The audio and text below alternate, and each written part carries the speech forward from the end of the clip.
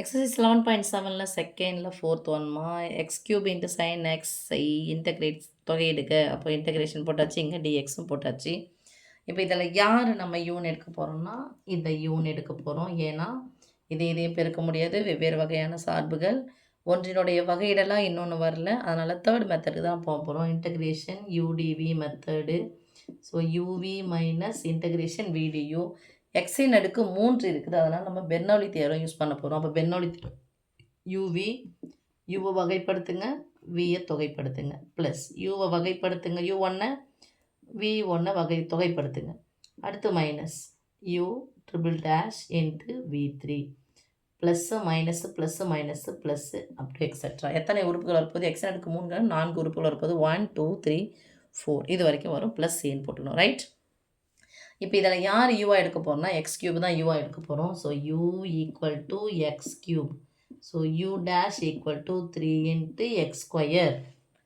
முன்னாடி போயிட்டு அடுக்கில் 1 குறைக்கணும். U double dash equal to முன்னாடி எடுத்துன்னு வாங்க 6 இன்ட்டு எக்ஸின் அடுக்கு 1. You triple dash equal to வெறும் 6. ஓகே, இப்போ டிவி அப்படிங்கிறது இன்டகிரேஷன். சரி, டிவி யார் எடுக்கணும்? Sine x into d x. இதை இன்டகிரேஷன் பண்ணால் வெறும் v கிடைக்கும். So v equal to sine எக்ஸை இன்டகிரேட் பண்ணால் என்ன வரும்? Cos x. Sine x integrate பண்ண மைனஸ் காஸ் எக்ஸ். ஒரே நிமிஷம் பார்த்துக்கொள்கிறேன். சைன் எக்ஸை இன்டகிரேட் பண்ணால் மைனஸ் காஸ் எக்ஸ். அடுத்து இதை இன்டகிரேட் பண்ணோம் அப்படின்னு சொன்னால் காஸ் எக்ஸை இன்டகிரேட் பண்ணால் மைனஸ் எங்கே தான் இருக்குது? Sine x. இதை இன்டகிரேட் பண்ணால் சைன் எக்ஸை இன்டகிரேட் பண்ணால் மைனஸ் காஸ் எக்ஸ். இன்னொரு மைனஸ் இருக்குது, ஸோ ப்ளஸ் காஸ் எக்ஸ். அடுத்து v3 ஈக்குவல் டு காஸ் எக்ஸை இன்டகிரேட் பண்ணால் சைன் எக்ஸ். ஓகே, இப்போ இதை எடுத்துன்னு போயிட்டு அப்ளை பண்ண போகிறோம். இதில் கொண்டு போய் போடலாம். ஈக்குவல் டு யூவி, யூக்கு பதிலாக x3 இன்ட்டு விக்கு பதிலாக minus cos x. Okay, minus u1க்கு பதிலாக 3 இன்ட்டு எக்ஸ் ஸ்கொயர் இன்ட்டு v1க்கு பதிலாக மைனஸ் சைன் எக்ஸ். அடுத்து plus u double dash 6 into x 6x v2 cos x. மைனஸ்னால ப்ராக்கெட் போடுவோம், இன்ட்டு காஸ் எக்ஸ் அப்படியே போட்டுருக்கோம். அடுத்து plus u triple dash 6 into sin x plus c. Okay,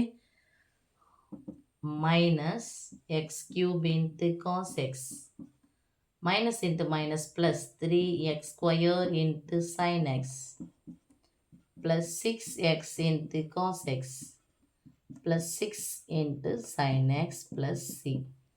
பாருமா, first நமக்கு